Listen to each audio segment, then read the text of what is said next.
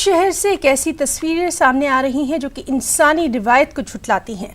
बुलंदशहर तशद्दुद के 7 मुलजिमों को जमानत पर रिहाई मिली। रिहाई के बाद इनका इस्तकबाल फूलों, मालाओं और जय श्री राम के नारों से किया गया।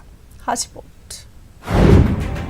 बुलंदशहर तशद्दुद मामला, मुलजिमीन का क्यों हुआ जोरदार इस्तकबाल? ज़हनी दिवालियापन या सियासी दांव? हीरो या समाज के गुनहगार? समाज दुश्मनों का समाजी बायकॉट कब?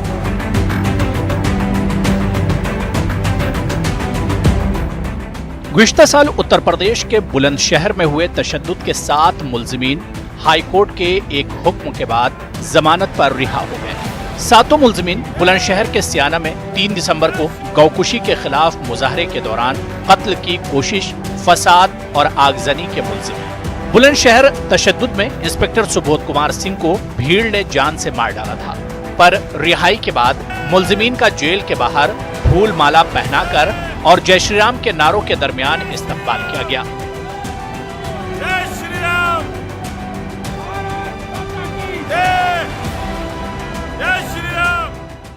बहुत ही दर्दनाक इंसिडेंट है ये मेरे लिए रहा है और मुझे बहुत ही दुख हो रहा है इस जस्टिस पे कि ये जस्टिस किस बुनियाद पे दिया जा रहा है इनको। इन्होंने आके 6 महीने में ऐसा क्या अच्छा काम कर दिया जिसमें इनको राजद्रोह की धारा से मुक्त किया जा रहा है।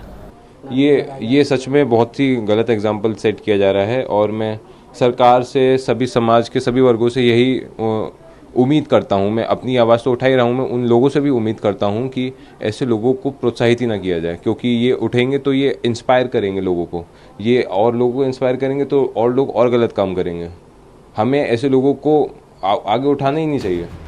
इस मामले पर अब सियासत गरमा रही है। अपोजिशन ने मुलजिमीन के इस्तकबाल पर सवाल खड़ा किया है और कहीं पर भी कहीं सांप्रदायिक तनाव या झगड़े होते हैं उसमें बीजेपी का कोई कार्यकर्ता कभी न शामिल हुआ है न होगा। हम सबका साथ, सबका विकास, सबके विश्वास के रास्ते पे चल रहे हैं। हमारे विरोधी यही इल्ज़ाम हम पर लगाते रहते हैं और उसका उनको नुकसान होता है, न कि हमारे पार्टी पर इल्ज़ाम लगाने से उनको न कभी कोई लाभ हुआ है न हो। कि उत्तर प्रदेश ही में नहीं बल्कि पूरे भारत में हम ये देख रहे हैं, लिंचिंग करने वाले जब जेल से छूटते हैं उनका स्वागत होता है, अभिनंदन होता है और नारों का उद्घोष होता है। ये हमने रांची में देखा, ये हमने उन्नाव में देखा, ये हमने कठुआ में देखा, अब हम बुलंदशहर में भी देख रहे हैं कि एक पुलिस अफसर की हत्या करने वाले, उनकी लिंचिंग करने वालों के पक्ष में भी कुछ लोग नारे लगा रहे हैं, उद्घोष कर रहे हैं। गुज़िश्ता साल 3 दिसंबर को बजरंग दल के कारकुन योगेश राज और दीगर कई मुलजिमीन ने सियाना में पुलिस स्टेशन के बाहर मुबैना गौकुशी के मामले के खिलाफ मुजाहरा किया था। सियाना के एसएचओ सुबोध कुमार सिंह ने भीड़ को रोकने की कोशिश की, लेकिन जल्द ही फसाद भड़क उठा। तशद्दुद के दौरान सुबोध कुमार सिंह को उनके ही रिवॉल्वर से गोली मार दी गई थी। बुलंदशहर तशद्दुद मामले में 38 मुलजिमीन के खिलाफ दाखिल फर्द जुर्म में 5 लोगों के खिलाफ इंस्पेक्टर के कत्ल का इल्जाम है। यहाँ सवाल ये उठता है कि मुलजिमीन का जोरदार इस्तकबाल क्यों हुआ? ये ज़हनी दिवालियापन है या नफरत की ज़हनियत? आखिर ऐसे लोग समाज के गुनहगार हैं या फिर हीरो? और सबसे अहम सवाल ये कि समाज के दुश्मनों का समाजी बायकॉट कब होगा? Bureau report, news 18 Urdu. और शहीद इंस्पेक्टर सुबोध कुमार की बेवा ने मुलजिमीन पर से मुल्क के साथ गद्दारी की दफा हटाए जाने, जमानत दिए जाने और उनका इस्तकबाल किए जाने की सख्त अल्फाज में मजम्मत की। बहुत ही दर्दनाक इंसिडेंट है ये मेरे लिए रहा है और मुझे बहुत ही दुख हो रहा है इस जस्टिस पे कि ये जस्टिस किस बुनियाद पे दिया जा रहा है इनको। इन्होंने आके 6 महीने में ऐसा क्या अच्छा काम कर दिया जिसमें इनको राजद्रोह की धारा से मुक्त किया जा रहा है। शायद ये उस काम को करने की पूर्ति कर रहे हैं जो आज से 8 महीने पहले नहीं हो पाया था। शायद इनको नेता ही बनना था, इसीलिए ये सब इंसिडेंट कराने की कोशिश कर रहे थे। इन्होंने खुद बता दिया कि मैं क्या कर रहा, खुद बता दिया कि इस दंगे के पीछे मेरा क्या मकसद था। मुझे कुछ भी कहने की ज़रूरत नहीं पड़ी। समझने वालों को समझ लेना चाहिए कि ये दंगे किस लिए हुए थे और इनका मकसद क्या था। मेरी तो सिर्फ और सिर्फ एक ही डिमांड है, वो सीएम सर से इनकी बेल कैंसिल की जाए। वहीं शहीद इंस्पेक्टर सुबोध कुमार के बेटे ने ऐसे हसास मामलों के मुलजिमीन की हौसला अफजाई करने से गुरेज करने की अपील की है। मेरे और मेरे पूरे परिवार का शुरू से यही कारण रहा है कि हम ऐसे लोगों को समाज में नहीं रहना चाहिए। इन लोगों को जेल में रख के हम ये अच्छा एग्जाम्पल सेट कर सकते हैं कि ना तो ये घटना होए आगे चल के और ना ही ऐसे लोग आगे चल के इनको बढ़ावा मिले। तो मेरी न्यायपालिका और बाकी सब समाज के सभी वर्गों से यही उम्मीद है कि हम ऐसे लोगों को प्रोत्साहित ही ना करें। हमें इनकी बेल कैंसिल करानी चाहिए और हमें ऐसे लोगों को अगर हम प्रोत्साहित नहीं करेंगे तो ना तो वो आगे बढ़ेंगे, ना ही वो एग्जाम्पल सेट करेंगे किसी के लिए। मुझे ऐसा तो नहीं लगता कि प्रशासन की कोई कमी रही, क्योंकि पुलिस और प्रशासन दोनों का ही अच्छा साथ रहा है पूरे इस केस के अंतराल में। जब तक वो कोर्ट में चार्जशीट गई है उसके बाद वो अंदर जेल में भी रहे हैं काफ़ी लोग। लेकिन मेरा ये मानना है कहीं ना कहीं कुछ तो कारण रहा होगा कि बेल मिल गई है, क्योंकि करीब 20 धाराएं तो थी हर व्यक्ति पे और इतना आसानी से तो नहीं मिल सकती बेल। तो जो भी रिस्पॉन्सिबल है तो मैं यही कहना चाहूँगा कि इस केस में हमारा साथ दें। ये सच में बहुत ही गलत एग्जाम्पल सेट किया जा रहा है और मैं सरकार से, सभी समाज के सभी वर्गों से यही उम्मीद करता हूं। मैं अपनी आवाज़ तो उठा ही रहा हूं, मैं उन लोगों से भी उम्मीद करता हूं कि ऐसे लोगों को प्रोत्साहित ही ना किया जाए, क्योंकि ये उठेंगे तो ये इंस्पायर करेंगे लोगों को, ये और लोगों को इंस्पायर करेंगे तो और लोग और गलत काम करेंगे। हमें ऐसे लोगों को आगे उठाना ही नहीं चाहिए। और बुलंदशहर तशद्दुद के मुलजिमीन की गुलपोशी पर जेडीयू लीडर पवन वर्मा ने नाराजगी जाहिर की और कहा कि जमानत पर हुए लोगों का इस्तकबाल किया जा सकता है, इस मौके पर नारेबाजी करना मुनासिब नहीं। पर तथाकथित आरोपी अगर निकले और उनका स्वागत उनके समर्थन करने वालों से हो तो हमें कोई एतराज नहीं है, वो उनका मामला है। पर ऐसे मौके पर जय श्री राम के नारे और भारत माता की जय कहना मर्यादा पुरुषोत्तम राम की अवहेलना है और मेरे देश की भी तिरस्कार है। जय श्री राम और भारत माता की जय का इस्तेमाल उन लोगों की रिहाई पर, बेल पर, जो कि जिन्होंने किसी की हत्या की हो या उसका आरोप उन पर हो, मैं समझता हूं हमारे लिए एक हिंदू के तौर पर और एक नागरिक के तौर पर मेरी तौहीनी है। भोपाल से मेंबर पार्लियामेंट साध्वी प्रज्ञा सिंह ने बेतुका बयान दे डाला। साध्वी प्रज्ञा का कहना है कि कांग्रेस ने बीजेपी पर मारक शक्ति का इस्तेमाल कर डाला है। साध्वी प्रज्ञा बीजेपी लीडरों के इंतकाल पर अपने ख्यालात का इजहार कर रही थी। साध्वी का कहना है कि महाराज ने उन्हें मुहतात रहने की हिदायत दी थी और साध्वी अपने बयान पर कायम भी हैं।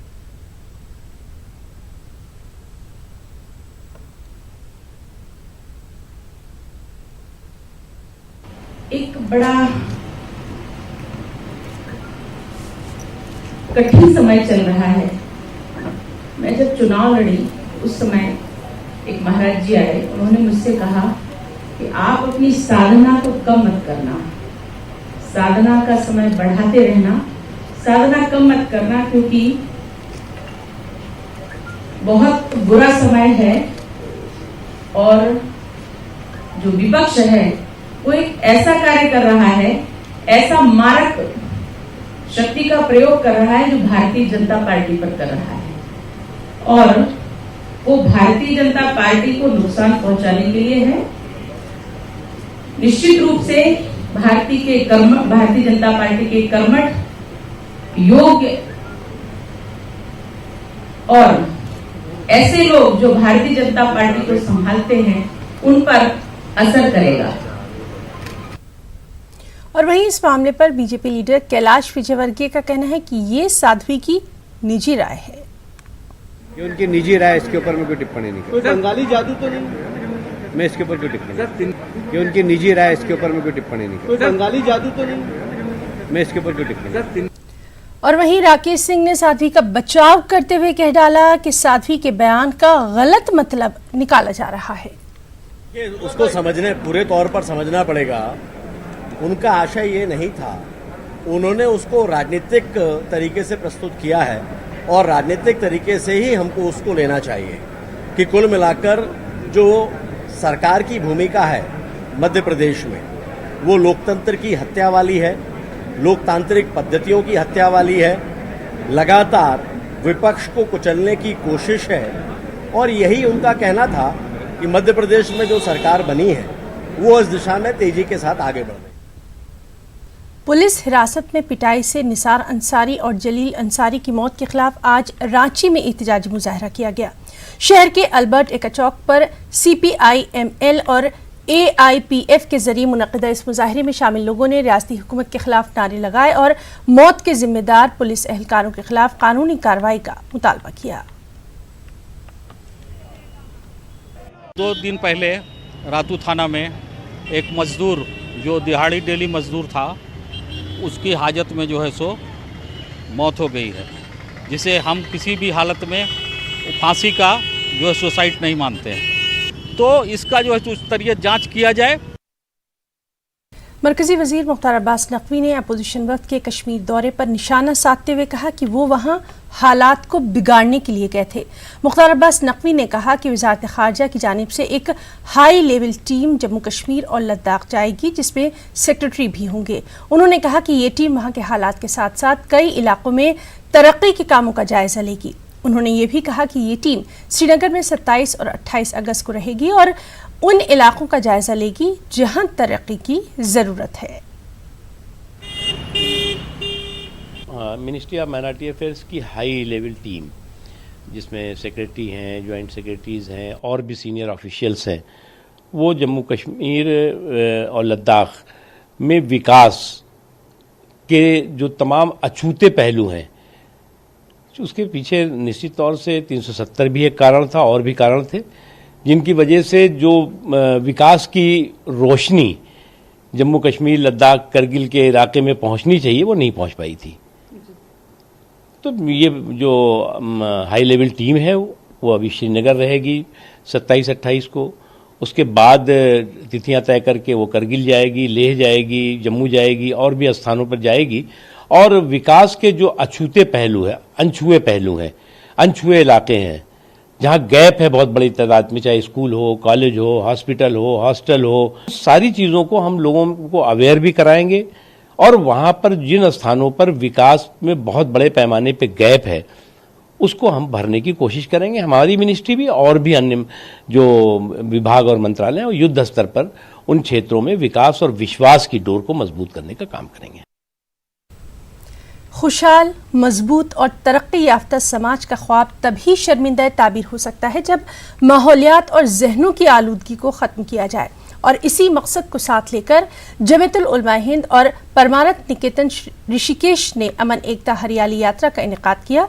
ऋषिकेश से शुरू हुई ये यात्रा आज देवबंद पहुंची, जहां इस्लामी तालीम के मशहूर इदारे दारुल उलूम में इस यात्रा में शामिल अफराद का इस्तकबाल किया गया और फिर दारुल उलूम के अहाते के अलावा त्रिपुरा बाला देवी मंदिर और शहर के दीगर मुकामात पर शजकारी करके फिजा की आलूदगी के साथ साथ समाज में पैदा हो रही गलाजत को दूर करने का पैगाम दिया गया। कि हम लोगों का, भारतवासियों का एक कॉमन मिनिमम एजेंडा हो और उसमें साथ मिलकर के काम करें। और हमारा कॉमन मिनिमम एजेंडा जो है वो यही हो सकता है कि अपनी नस्लों को ऐसी ज़मीन, ऐसी हवा और ऐसा पानी देकर जाने का के लिए कोशिश करें जिसमें हमें मिली जुली और साझा कोशिश करनी। साथ मिल कर के हम आगे बढ़ेंगे और गंदगी को, सारी तरह की गंदगियों को साफ़ करेंगे। एक सले और देवबंद अब एक नया संदेश देगा, नया पैगाम देगा, और वो पैगाम मोहब्बत कि पेड़ों के लिए मोहब्बत हो, पर्यावरण के लिए मोहब्बत हो, अपनी धरती के लिए मोहब्बत हो, क्योंकि आने वाली पीढ़ियाँ, आने वाले बच्चे और बच्चियाँ क्या देंगे उनको हम? कैसा जल, कैसी वायु, कैसी मिट्टी, यही साफ नहीं होंगे तो देंगे क्या? इसलिए सबसे बड़ा वरदान है इस समय कि हम अपनी धरती को पर्यावरण से युक्त बनाएं, प्रदूषण से मुक्त बनाएं। सिंगल यूज़ प्लास्टिक जो जहर है उसको धीरे धीरे बंद करें, जल को बचाएं, जल को प्रदूषित ना होने दें और ज़्यादा से ज़्यादा पेड़ लगाएं। तेलंगाना में हुक्मरान तेलंगाना राष्ट्रीय समिति के मुकाबिल कांग्रेस और तेलुगु देशम पार्टी की कमज़ोर हालत और लोकसभा इंतखाबात में तेलंगाना से 4 सीटों पर कामयाबी के बाद बीजेपी तेलंगाना में अपने कदम जमाने की भरपूर कोशिशों में है। पार्टी अगले असेंबली इलेक्शन में कामयाबी हासिल करने के लिए जारहाना मुहिम चलाने का भी मंसूबा रखती है। एक रिपोर्ट।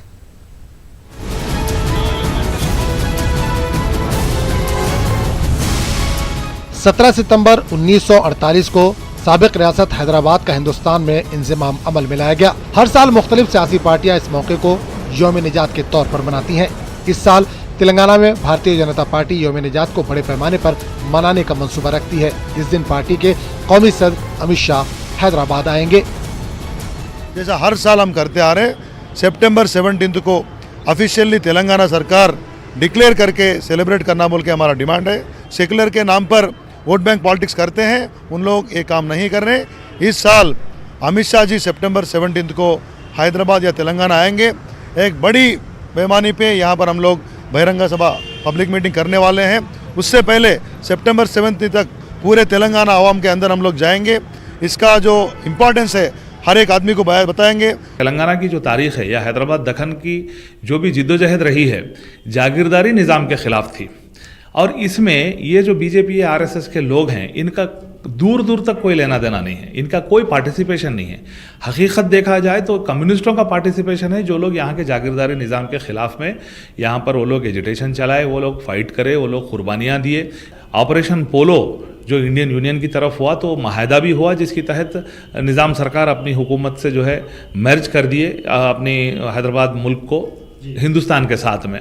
उसके बाद उनको भी जो है राज प्रमुख बनाया गया। हमेशा से जो बीजेपी की पॉलिसी रही है कि फूट डालो, यहाँ का जो फैब्रिक है एक मिली जुली लोग रहने का, जो गंगा जमुना तहजीब है, इसको जो है फूट डालकर मेजॉरिटी वोट पोलराइजेशन की इनकी स्कीम रही है, जिसकी तहत जो है ये हर बार हर साल कुछ ना कुछ तमाशा करते आते हैं।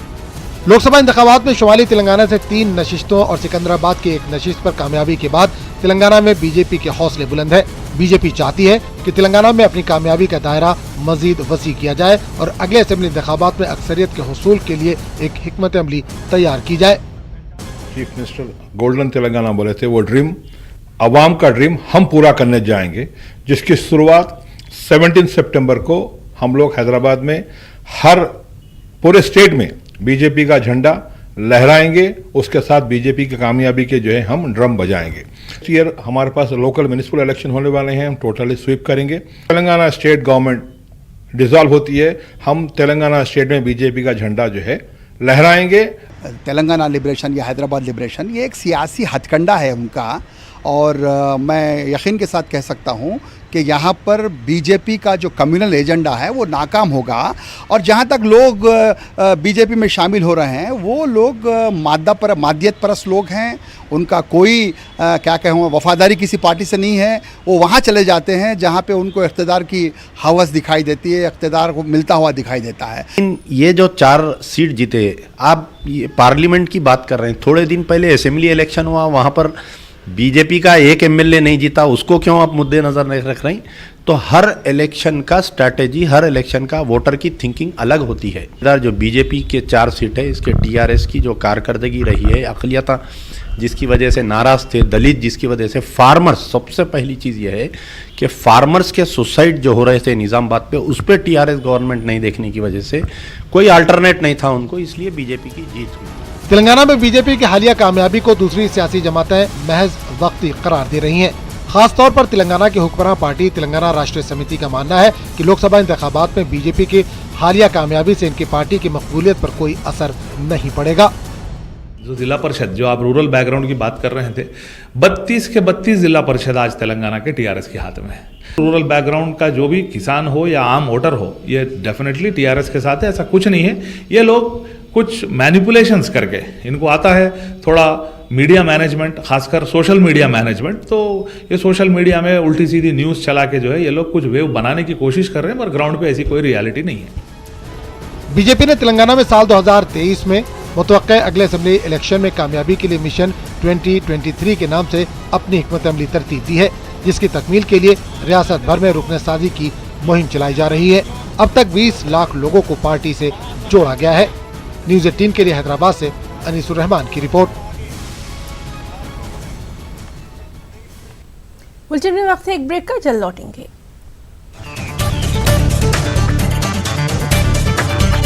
अब ब्रेक के बाद खास बात इंडिया में खबरों के सिलसिले को आगे बढ़ाएंगे। हमारे मुल्क में सेशन कोर्ट से लेकर सुप्रीम कोर्ट तक में मुकदमों का इतना बोझ है जो कि आने वाले 100 बरसों तक में ख़त्म नहीं हो सकता, और ऐसे में दारुल क़ज़ा और पंचायतों के जरिए आपसी, घरेलू और मजहबी मामलात को निपटाकर अदालतों के बोझ को कम ज़रूर किया जा सकता है। दारुल क़ज़ा के जिम्मेदारान इस तरह के मजहबी मामलात को आपसी मसालिहत से हल कराने की कोशिश अंजाम देने के साथ मुख्तलिफ मज़ाहिब के मजहबी रहनुमाओं से भी ताउन की अपील कर रहे हैं।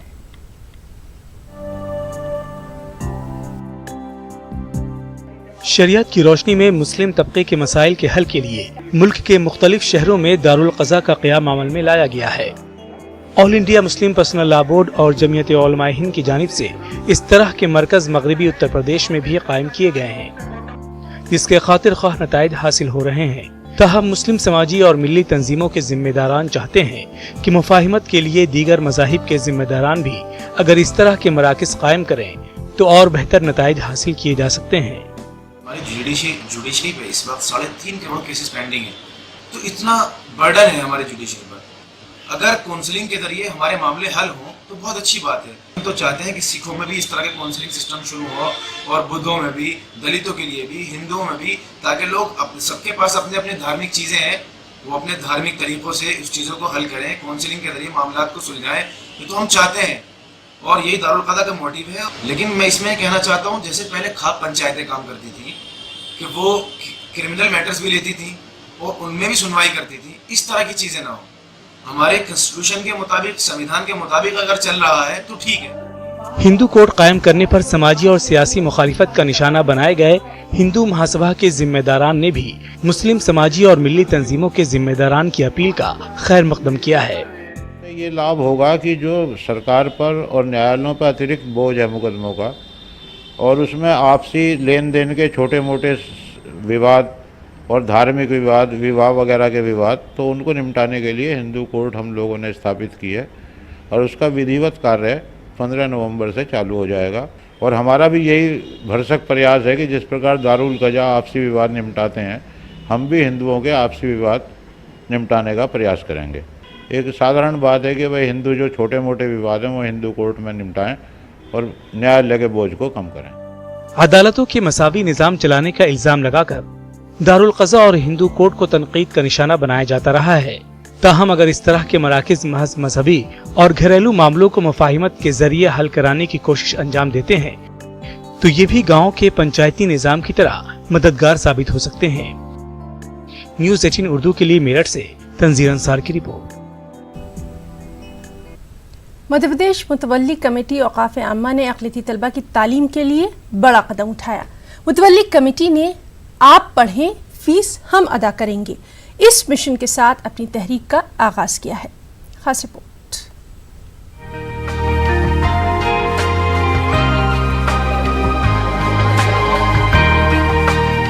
भोपाल में मुतवल्ली कमेटी औकाफ आमा का क़याम मध्य प्रदेश के एक ज़ेली इदारे के तौर पर 60 की दहाई में अमल में आया था, लेकिन ये पहला मौका है जब मुतवल्ली कमेटी ने पसमानदा अक़लियती तलबा की तालीम के लिए तमाम साबिक़ा शराइत को तोड़ते हुए उन्हें तालीम के मौक़े फराहम करने के लिए हर मुमकिन कदम उठाने का फैसला किया है। फैसले के तहत मुतवल्ली कमेटी भोपाल के पसमानदा तबके के 9वीं से 12वीं तक की तालीम के लिए उनकी फीस अदायगी के लिए उन्हें स्कॉलरशिप अदा करेगी। यही नहीं, मुतवल्ली कमेटी ने प्रोफेशनल कोर्सेज के तलबा के लिए स्कॉलरशिप देने का भी फैसला किया है।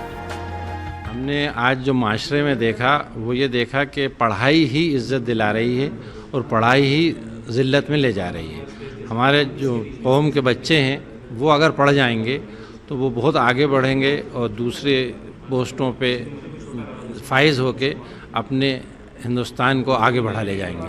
जब हिंदुस्तान आगे बढ़ेगा तो उनकी भी इज्जत होगी और हमारी कौम की भी इज्जत होगी। मुतवल्ली कमेटी के जिम्मेदारों का कहना है कि मई से जुलाई के बीच जब उन्होंने भोपाल में कौम की तालीमी पसमानदगी को लेकर सर्वे शुरू किया तो उन्हें मालूम हुआ कि कौम के बहुत से होनहार बच्चे इसलिए तालीम से महरूम हैं कि उनके पास स्कूलों की फीस अदा करने के लिए पैसे नहीं है। यहीं से मुतवल्ली कमेटी ने अपने बजट का एक बड़ा हिस्सा पसमानदा अक़लियती तलबा की तालीम के लिए सर्फ करने का फैसला किया। जी, सर्वे माशरे में चल ही रहा है और सब रोज़ाना हम देखते रहते हैं, सुनते रहते हैं कि फ़ीस नहीं भर पाए बच्चे, वो बच्चों जो हैं वो परेशान हो रहे हैं। बच्चों को इतनी फ़ीसें बढ़ा दी गई हैं, आज सरकारी फ़ीसें तक बढ़ा दी गई हैं, तो इनको पैसे नहीं मुहैया हो पाते और गरीब बच्चे नहीं पढ़ पाते। इसलिए जो अच्छे बच्चे हैं, जो पढ़ना चाहते हैं, जो स्कोर कर रहे हैं, उनको हमने अपनी तरफ से एक कोशिश करी है और अल्लाह करे कि ये कबूल हो और बच्चे आगे पढ़ पाएँ मुसलमानों के, ये नीयत है हमारी। कमेटी के जिम्मेदारों का मानना है कि अभी उन्होंने अपने तालीमी मिशन को लेकर तहरीक का आगाज किया है और जैसे ही उनकी आमदनी में इजाफा होता जाएगा, अक़लियती तबके की तालीम के लिए उनके प्रोजेक्ट में इजाफा होता जाएगा। न्यूज़ 18 उर्दू के लिए भोपाल से मेहताब आलम की रिपोर्ट।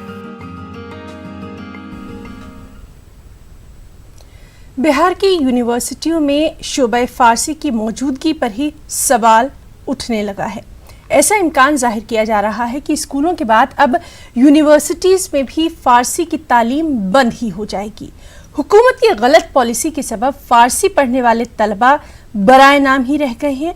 नतीजतन यूनिवर्सिटियों में फ़ारसी के तलबा दाखिला नहीं लेते हैं और जाहिर है कि तलबा के बगैर कितने दिनों तक शोबा फ़ारसी का वजूद बाकी रह पाएगा, ये अपने आप में बड़ा सवाल है। बिहार में फारसी का वजूद खतरे में। स्कूलों, कॉलेजों और यूनिवर्सिटियों में अबतर हालात। शोबे फारसी में दाखिला नहीं ले रहे तलबा।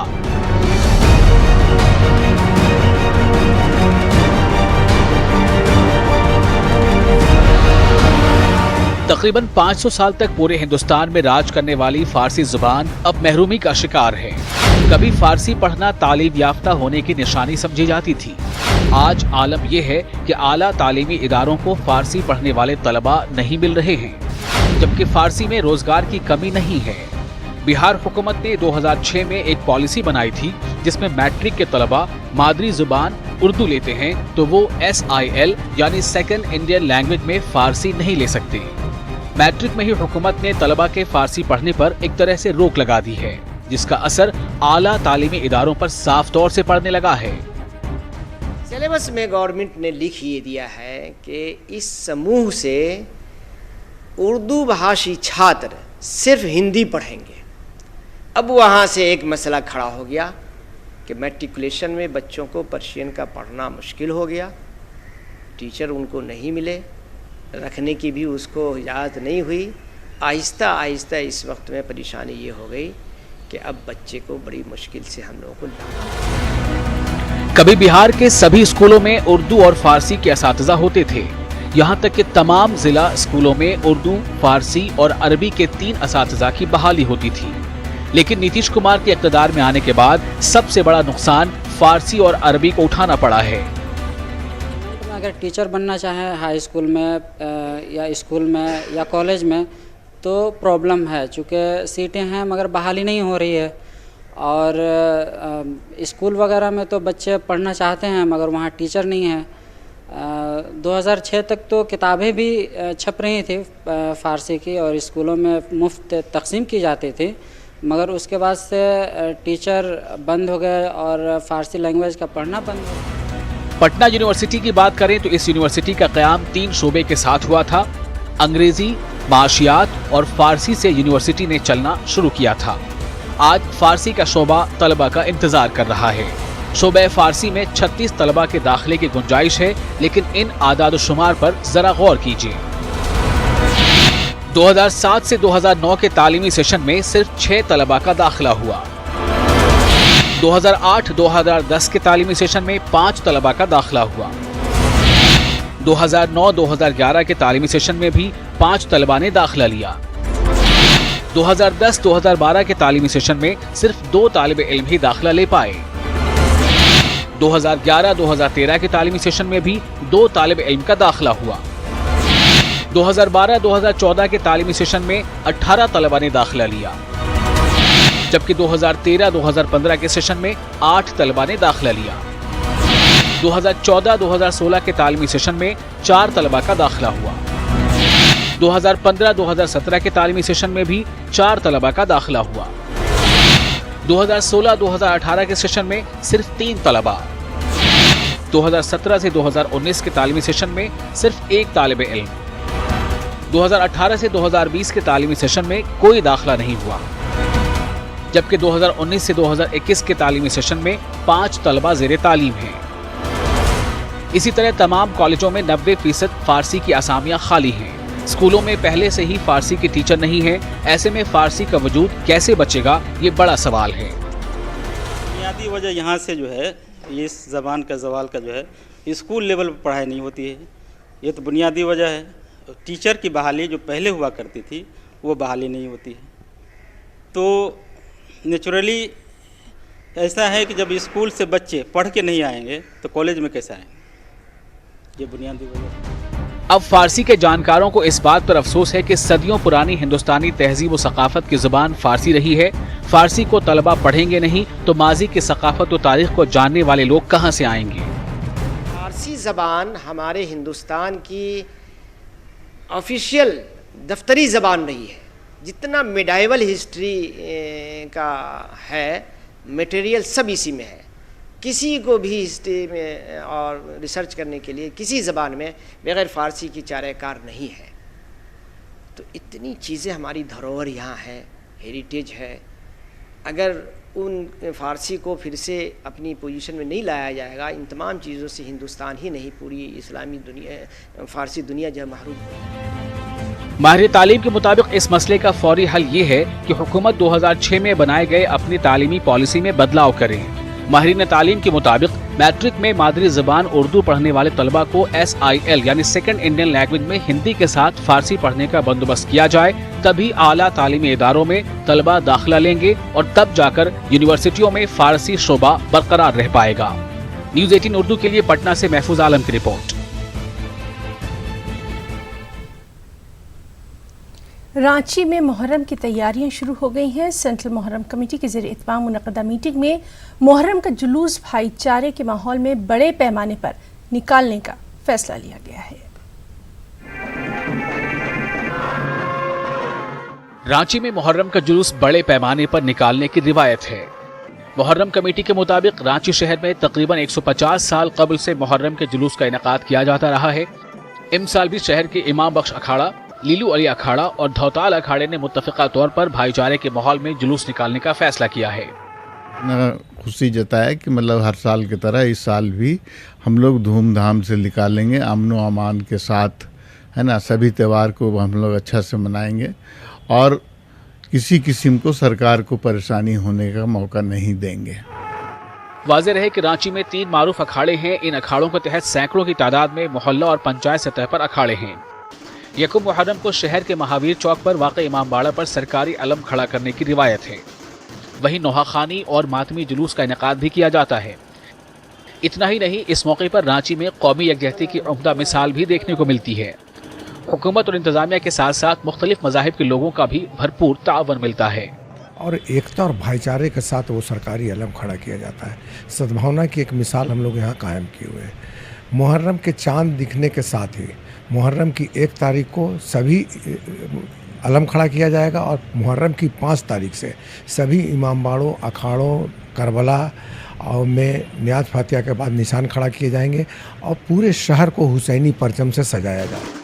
मुहर्रम के जुलूस के दौरान रांची में लोग जगह जगह स्टॉल लगाकर जुलूस में शरीक लोगों के सिरों पर पगड़ी बांधते हैं और शरबत और दीगर खाने की अशिया भी फराहम करते हैं। न्यूज़ 18 उर्दू के लिए रांची से नौशाद आलम की रिपोर्ट। रुकना चाहेंगे एक ब्रेक के लिए।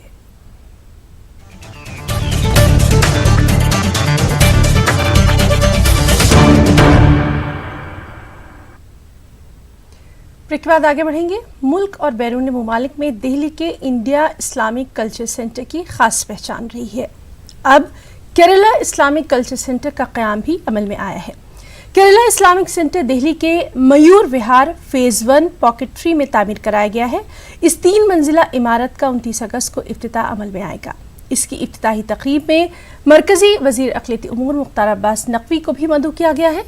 केरला इस्लामिक सेंटर को मुस्लिम वेलफेयर एसोसिएशन ने तामीर करवाया है। एसोसिएशन के सदर के बशीर के मुताबिक सेंटर के दरवाजे सबके लिए खुले रहेंगे।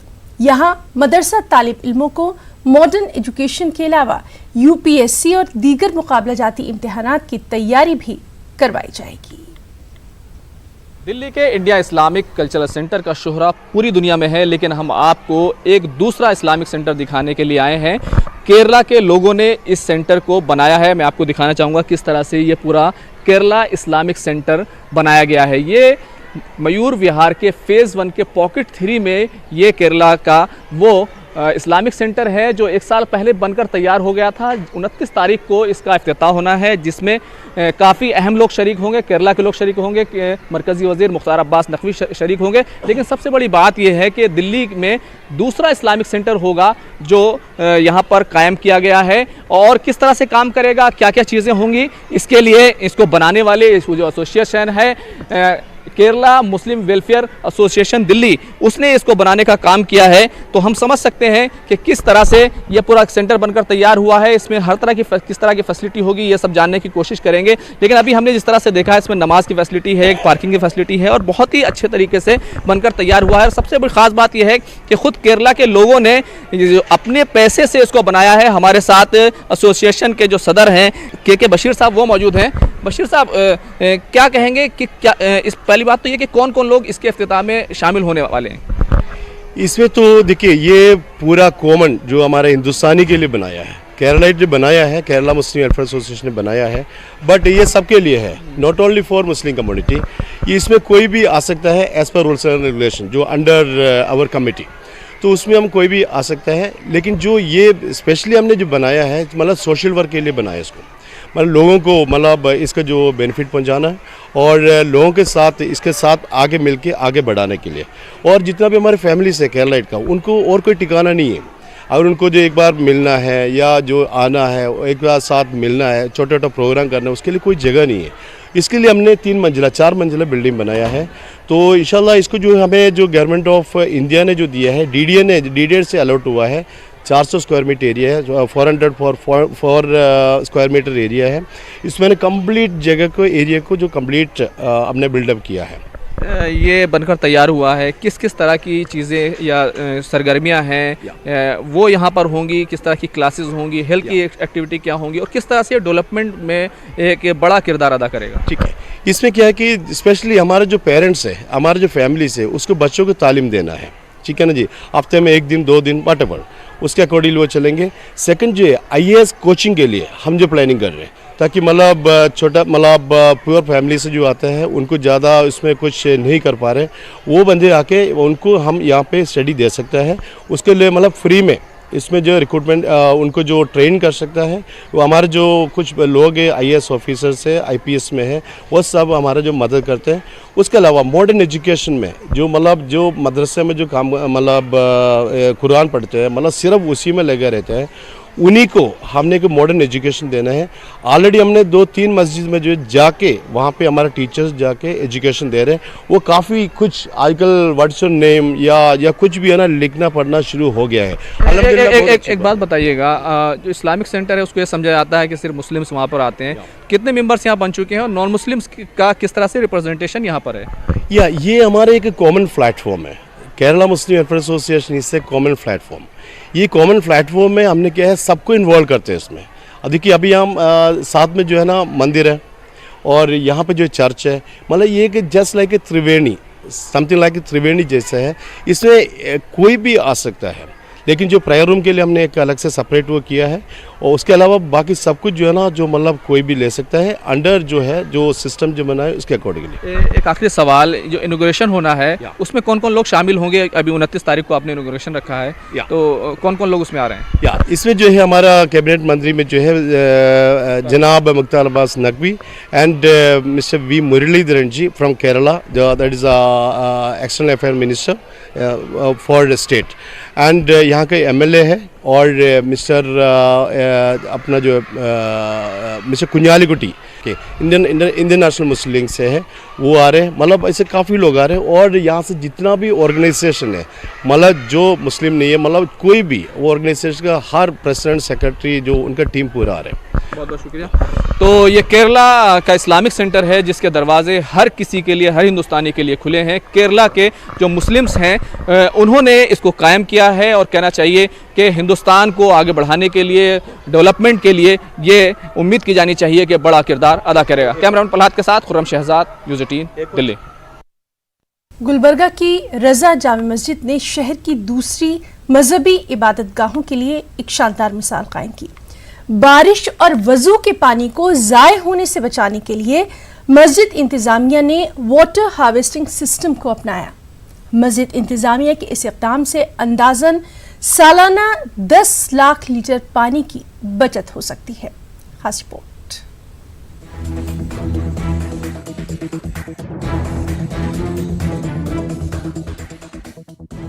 आमतौर पर शहर गुलबर्गा में पानी की किल्लत पाई जाती है, जिसको पूरा करने के लिए जिला इंतजामिया के पसीने छूट जाते हैं। डिस्ट्रिक्ट एडमिनिस्ट्रेशन के लाख कोशिशों के बावजूद पानी की किल्लत के लिए आवाम वाटर बोर्ड को ही जिम्मेदार करार देती है। अपने तौर पर पानी की किल्लत को कम करने के लिए कोई कंस्ट्रक्टिव काम नहीं करती।